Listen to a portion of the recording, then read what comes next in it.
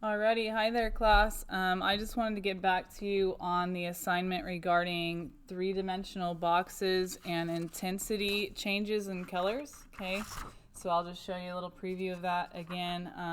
Don't look at the purple one. The purple one is very ugly. So that resulted in my laziness of using this purple as opposed to this purple because this purple was across the room when I was first doing this live. So don't be that person. Get the one that you need. Okay, so all right. In order to do this assignment, you're going to need a pencil, you're going to need your colored pencils, and you're going to need some kind of a straight edge. We won't use the straight edge a lot, but I will to start. So we're going to eyeball the vertical side of our paper, and we're just going to find the middle point, and we're going to place a very light horizon line across the center. Okay, so we'll just lightly do it like that. Now I always draw a little bit darker in my videos because I want you to be able to see it, and the camera quality is good, but it's not the best. It's not like if you were here in person. So on this horizon line, we're also going to put a vanishing point, and in this case it's in the direct center. Okay, so vanishing point is simply a little dot, and the vanishing point is the spot where all diagonals converge. So talking about the horizon line in review, okay, if we put a horizon line on our paper in some style, form, or fashion, what it helps us do is establish as a background and a foreground, and then once we put a subject in the picture, we can start to find the middle ground. So for this assignment, what we're going to do is we're going to put 6 boxes. Okay, we're going to put one box right above the vanishing point, and we're also going to put a box below. So we'll do those two first. I'd like you to sketch them freehand as opposed to using a straight edge or a ruler, because part of the course requires that your fine motor skills get developed and that you do have some hand-eye coordination. So when we've measured before, we've talked about estimating with our hand spread from the end of our thumb to the tip of our finger. It's about 5 inches. Okay, so if I ever need you to estimate something, you'll remember that. Okay, on average, it's about 5 inches. Some of you guys have a little bit larger hands, so that space might go out to 6. Okay, but it's just a good way to tell how large are we doing things. So I would like you guys to do about a 2-inch box that's parallel to the horizon. Okay, so we're going to make a rectangle, so we'll do one horizontal line, and then we'll make a parallel horizontal line right below it, about 2 inches in length. And the height will be about an inch, inch and a half. Okay, so I'm doing those estimations with you so that you can get an idea for how to sketch things without pulling out the ruler. Okay, now it's really important that you develop some better coordination along the way, because you are in this California technical education course, which requires that you have some skills that you might be able to use in the workforce. So measuring or drawing diagrams or applying your use of color theory, all of those things matter. So below the vanishing point, we're going to do a box about that same size. Now if they're not exactly twins, it's fine. This time I'm going to start with the vertical parallels just because I want to, and then I will apply the other pair of parallel lines when I think I've got a matching there. Okay, so parallel means it looks to go in the same direction forever and not touch, and then we have the ones that are horizontal. So these are vertical and parallel, and these ones are horizontal and parallel. So we have 2, we have 4 more to draw. I'd like you to draw one to the left, and then I'd also like you to draw one to the right. So something I should mention about this assignment, please don't draw them smaller. I've already designed the assignment so that you guys can color less objects and receive an A and receive full credit. So as you can see again in this finished work, because of the placement of the red, green, violet, and yellow, you only have to color 2 sides. So there's no point in trying to escape more work. The assignment was designed to give you the most bang for your buck. So we only have to color 3 sides on the orange and blue, but the orange and blue also happen to be the easiest. So do it exactly like I'm doing it so that you can earn an A. Okay. Now on the diagonal, notice it's on the diagonal but not diagonal. We're going to put 2 more boxes that are also parallel on their long sides to the horizon and perpendicular on their short sides. So perpendicular or vertical on their short sides. Okay, so we do have rectangles always here.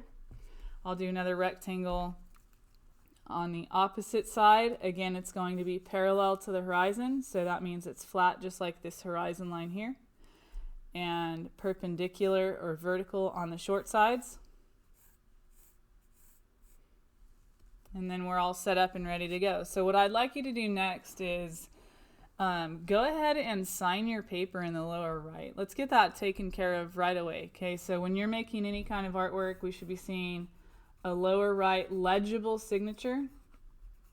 And this helps us determine which direction to hang your work. So I'll pull out my tessellation that's half finished. So my tessellation assignment, if as the artist I wanted it to be hung this way but I never signed it in the correct spot, the curator might decide that they think it looks good like this, and then I come to the art show and I'm disappointed. So a good way to resolve that right away is decide which side is up and put a beautiful signature in the lower right hand corner. Okay, that's kind of standard. Alright, so we're going to add the diagonal lines to this. Now the diagonal lines go from the corners of a box to the vanishing point. So we want to keep them nice and straight, but we're not going to pull out our ruler and do that. We're going to do it freehand.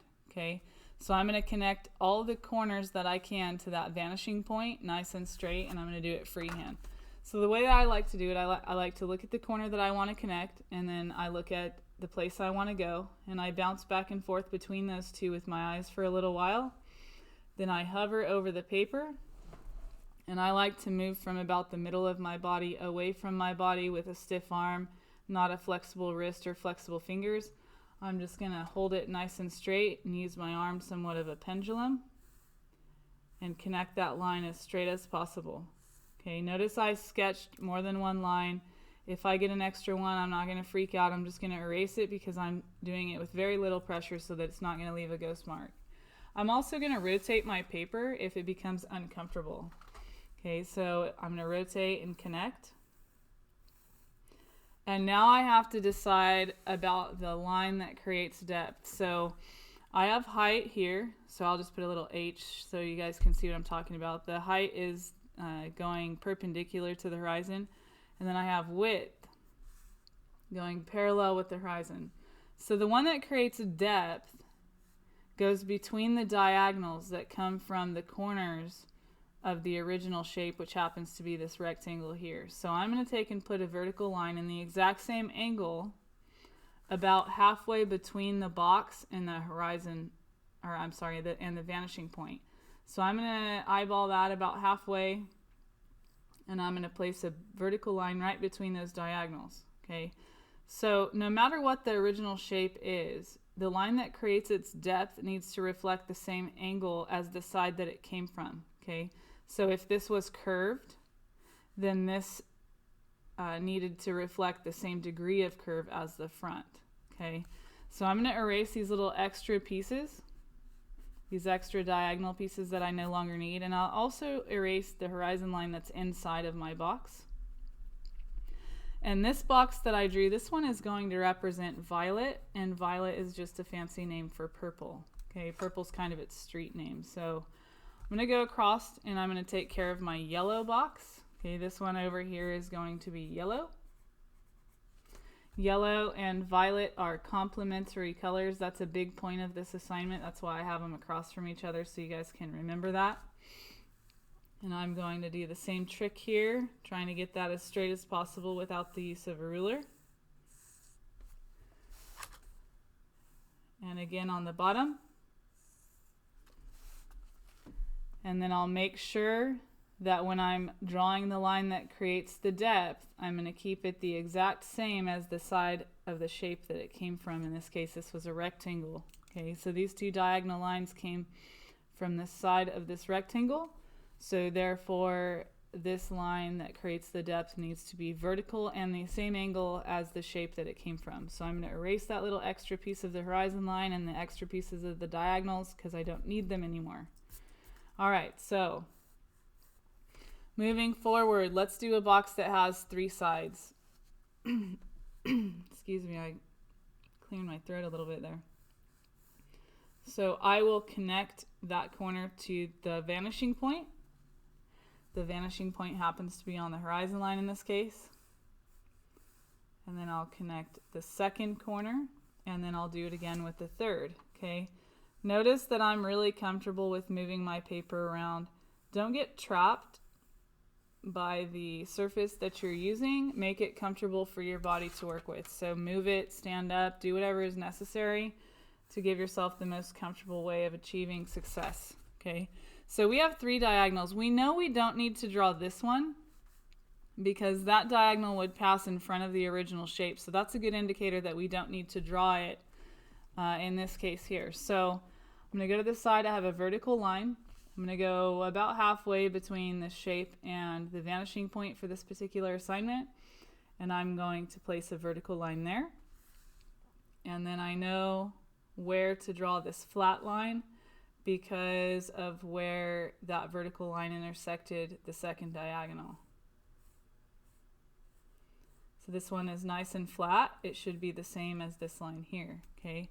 So if you happen to be looking at it and needs a bit of an adjustment, you think the angle's a little off, make sure you fix it. Make sure it's always parallel. So I'm looking at this one. It looks like about a pencil width too low, so I might just want to fix that up a little bit so that it doesn't look like it's not parallel, because my teacher might think I made a mistake. So I don't want that to happen. All right.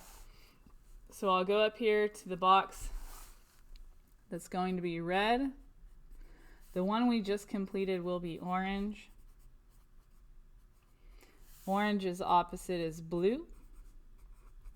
And red's opposite is green. Sorry about that, guys. I moved my paper out of the view of the camera. All right, so red gets 2 diagonals because of its position in relation to the vanishing point. And green also gets 2 diagonals, so I'll go ahead and knock out all 4 of those diagonals right now. Then we just have 2 more lines for these 2 boxes, so I'll go halfway between the bottom side of red and the vanishing point, and I will reflect an angle which happens to be exactly horizontal and parallel to the horizon line, and I'll erase the extra pieces. Alright, so I'm going to do the same for green.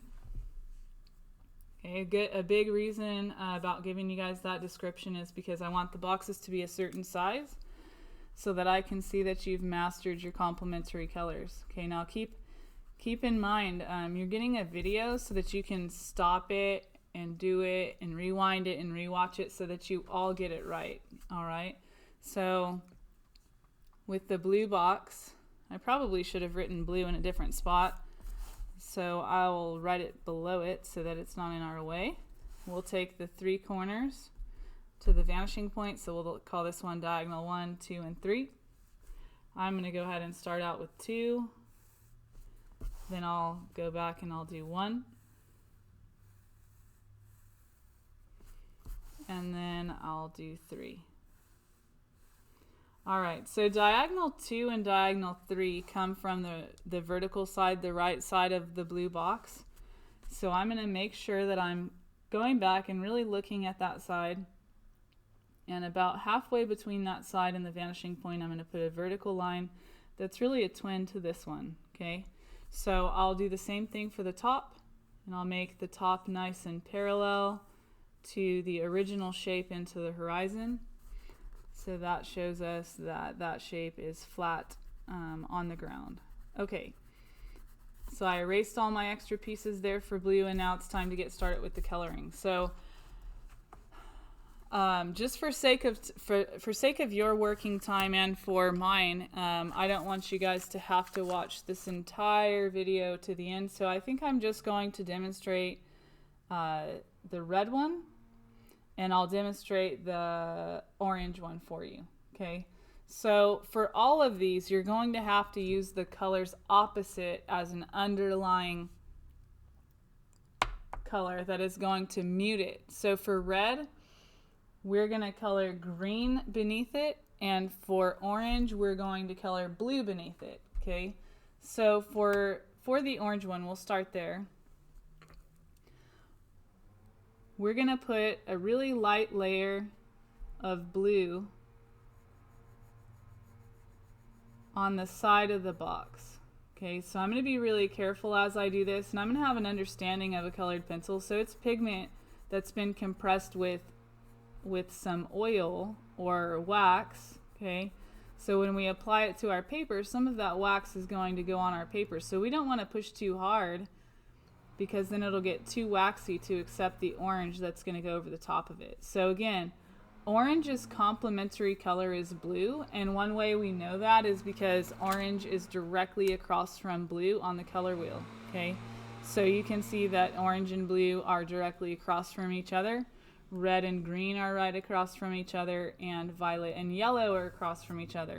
So since they are complements, they change each other's intensity, and what intensity means is how bright the color is. So on the bottom side of this orange box, I'm going to press a little bit harder with the blue, not really hard, just a little harder than I did on this side, and I'm going to give it a nice layer, nice neat layer of blue, and make sure that I'm not interrupting the angle of the diagonals or the parallels that are parallel to the horizon, because that would of course make my three-dimensional form look incorrect. Okay, so once I've got a nice even layer that I'm pretty happy with, I'm going to be putting a top layer of orange over it.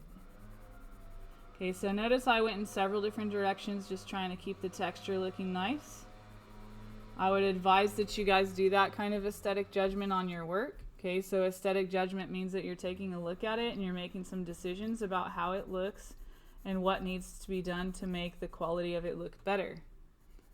So I've got my, whoop, I almost about used my red pencil right there. I've got my orange pencil right here.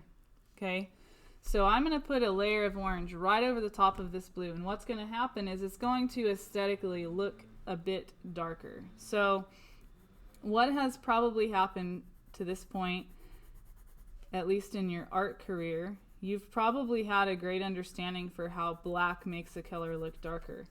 But our intention is to increase your range with your different mediums. So medium means whatever material you happen to be making artwork with. So it might be paint, crayons, oil, pastels, colored pencils, whatever it is. You can use this method to have the opportunity to create different styles, different types of colors. So if you take orange paint, for example, and you put a little droplet of blue in it, it's going to reduce the intensity of orange, and it's going to make that orange look not so bright. So that's really helpful, most especially when you're doing some kind of a monochromatic painting or image where you need to have a bunch of variation of orange. You could have made the orange darker with black, and in that case it would have been called a shade. Or you could have taken some orange and you could have put it in a little bit of white, and that would have been called a tint. And in this case, we're creating intensity changes with the orange. So on the side that had the heavier pressure, what I'm going to do is I'm just going to press a little bit harder with my orange. Okay, now you can see that I have two variations of orange, and this one certainly looks darker. We're not going to call it a shade, because a shade academically would be when a color is changed using black, and on this assignment we're changing the color, we're changing the intensity of a color using its opposite or its complement. So for orange, we are going under it with blue, its complementary color. For blue, we're going under with orange. I'm not sure if I just said that. For red, we're putting green underneath of it. For green, we're putting red underneath of it. For violet, we're going to put yellow underneath. And for yellow, we're going to put the softest layer of violet, because violet is so much stronger than yellow. We don't want that to go south on us. All right, so as you're coloring this, you just need to make sure you look at it and make sure that it definitely looks orange and doesn't need any extra layers. And when you're finished with that, what you'll do is you'll put the original color nice and neat and nice and even right there on the front, so that it's very clear which color you were experimenting with. So I will say that in person this does look a little bit different. This certainly looks like a dark orange, and I can tell in the video there it almost looks black, but it is a very rich dark orange. So as you are getting better at creating your artwork, it's a good thing when you try to avoid using black in a painting unless you just absolutely have to. So if you were going to be doing some kind of work with red, maybe creating a less intense version of red by the use of green would be a good idea, or if it needed to be a really dark, deep vampire red, you might want to make that change using black. So you'll have to make all kinds of decisions as you get better at your artwork. And this is one way to do it, okay, by the inclusion of a complementary color. So I'm going to flip to the page that I did last period so you can see what the red one looks like. And then again, here's another version of the orange. So I'm going to go ahead and move forward and work on that red box, since I've been talking about it a little bit here. So for the red box, it gets green underneath. Okay, so I'm going to take green and I'm going to go ahead and I'm going to fill in the side closest to the vanishing point. Now notice I put this right above the vanishing point for your benefit, so that you guys didn't have to color three sides like you do on the blue and the orange. Okay, it was unavoidable on those two cases, but it still gives you a little bit of experience with pressure changes and not just with the complementary changes. So be sure that you complete this exactly as you're being instructed to do it. Okay, so you're going to put green underneath the red, and you're going to put red underneath the green, and then you're going to color the original color right on the front of that box. Alright, so that red box is nice and prepped already. So what I'll do is I'll make sure I have my red pencil and not my orange one. And I'm going to color right on the top of that green. And I got this beautiful dark red happening, which is super exciting. It was a little bit easier to achieve than the orange. Sometimes orange is easier for me, sometimes red and green are easy. But I wanted to share with you some of the discussions I hear at tables, since you guys aren't in here in the present. So a lot of times I'll be going by a table and students will be sharing ideas. So one idea that's really standing out in my mind is when students need to mix and make the color brown. I often hear the conversation, hey, well, I make brown by mixing red and green. And that's certainly true. If you add an even amount of a color's complement, especially in paint or oil pastels, you end up getting brown, okay? But then another student will pipe in and they'll say, no, brown is made by red, yellow, and blue. And then pretty soon another student will chime in and they'll say, well, hold on a minute. Brown is made by mixing orange and blue. So a lot of times I'll have to interject over there and go, resolve that academic conversation by saying, you guys are all right. Every single one of you is correct. So red and green certainly do make brown. Orange and blue make brown when used in even amounts, and so does red, yellow, and blue. And the reason being is green is yellow and blue mixed together. So all of those students are saying the same thing in a different way. So that should just be some proof to you that there's a lot of correct answers, and there's also a lot of ways of getting to those correct answers. So if you happen to be making a painting that has a whole lot of orange and blue, the easiest thing and most cost efficient thing for you to do might be to mix orange and blue. So it really just depends on your situation, but you should certainly have that knowledge. Okay, so I have the orange one finished, the red one finished.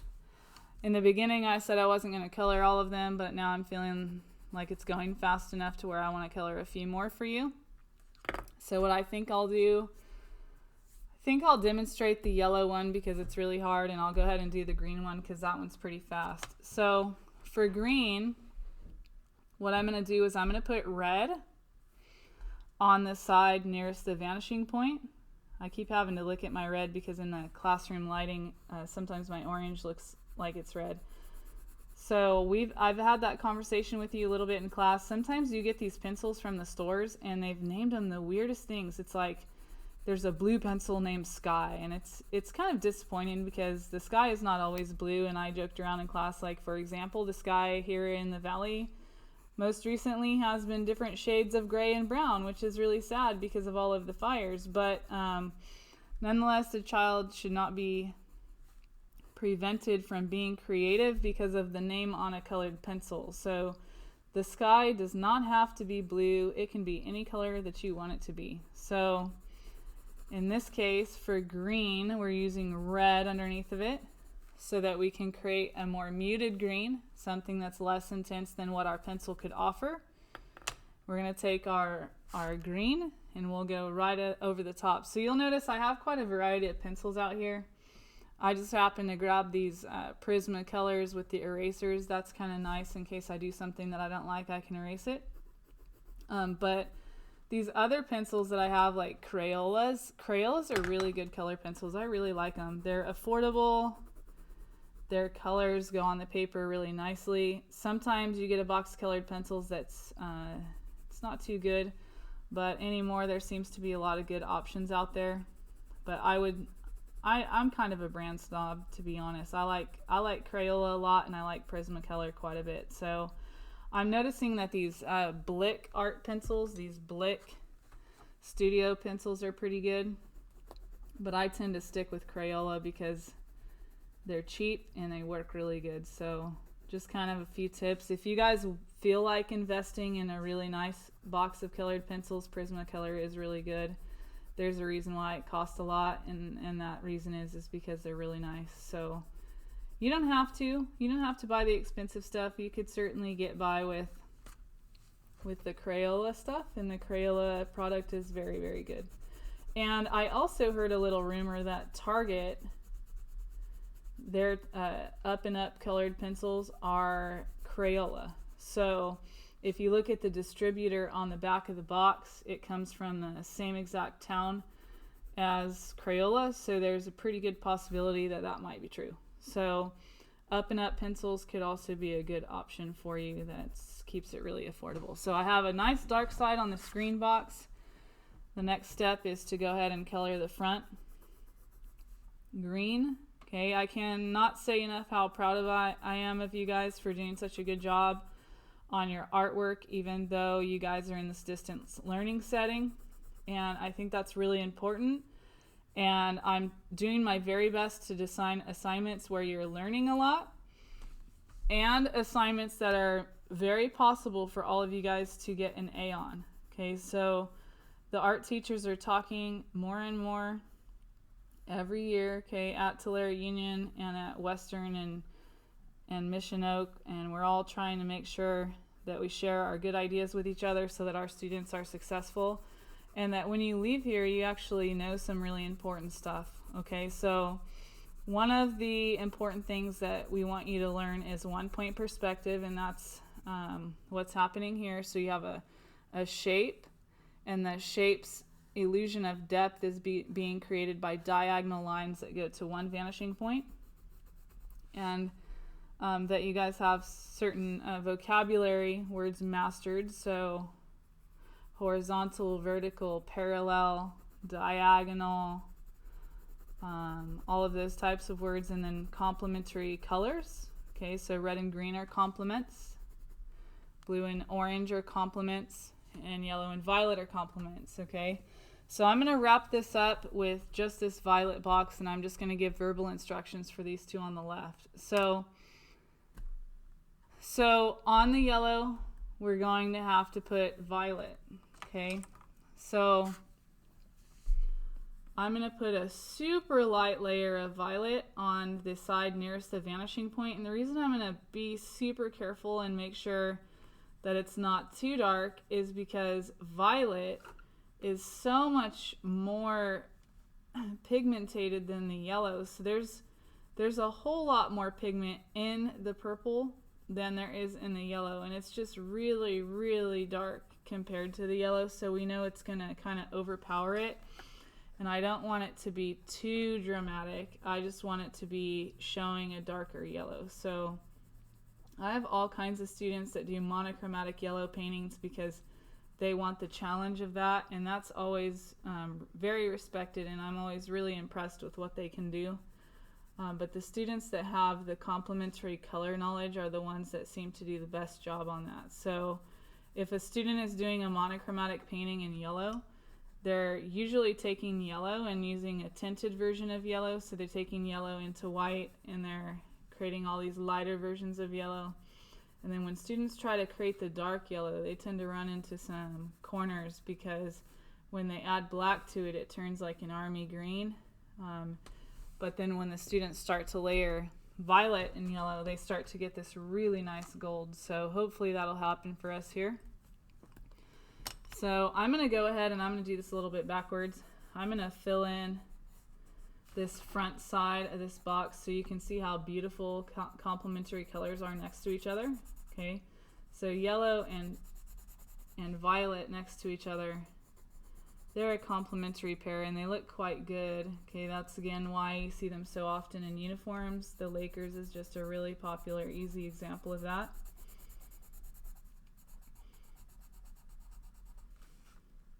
I feel like one of the universities that some of our students have been applying and going to recently is also yellow and purple, and I could be wrong. It might not have yellow in it, but it's GCU, that place over in Arizona. I think we've got quite a few students going in that direction, but I have a feeling that their second color might be yellow. I know that they definitely have purple, and I could totally be wrong. So just thinking about different universities that might have purple and yellow as colors. All right, so I've got the front colored in yellow. So now I'm going to go for this dark yellow side, and I want to apply a little bit of extra pressure with yellow because yellow is so much lighter than purple. And I'm very happy with my result right now. I have a nice dark yellow side. Okay, so hopefully you get the same result where you have something that is showing you how to layer colors but also how to mix colors, because it's my hope that when we get back together we'll be painting and we'll be doing paper mache and we'll be doing clay. So I feel like having that little damage control set there is a good idea. I don't want to reopen and then get sent back home and everyone get disappointed. So we may as well plan for the worst, and if it doesn't end up happening, then we'll be good to go. So we'll do all this kind of dry work at home. And when you come to me in the classroom, we'll do things that are a little bit more messy, that require some special supplies. And we'll plan for the day that you might, end up getting sent back home. And if you never do, then great. And if you do, then we'll go back to doing some dry work. So got to get you guys this color knowledge now so that when we are together, you guys can be successful with the supplies that are handed out in class. All right, so you guys have a responsibility to finish this assignment. That means you have to do the violet and the blue box. Okay, so go ahead and complete these two on your own. This video is 33 minutes long already, so I don't want to make it even longer just discussing these two. What you'll do for the blue is you'll put orange. You'll press like you did over here, so you'll just put a medium pressure here, maybe a little heavier on this side. Okay, so you put orange, orange, and then you'll color it with blue. And then on the violet one, you'll put yellow, and then you'll color this one with violet. All right, guys. Sorry if I misspoke at some point during the video. It's been a bit of a long day, but I think this video will be helpful to you so that you can finish this assignment and turn it in and get an A. All right, guys, good luck. Take care. Good job. Okay, now is not the time to skip assignments. Turn in your work so that you can get a grade that you are proud of and reflects your abilities as a student. Take care. Bye-bye.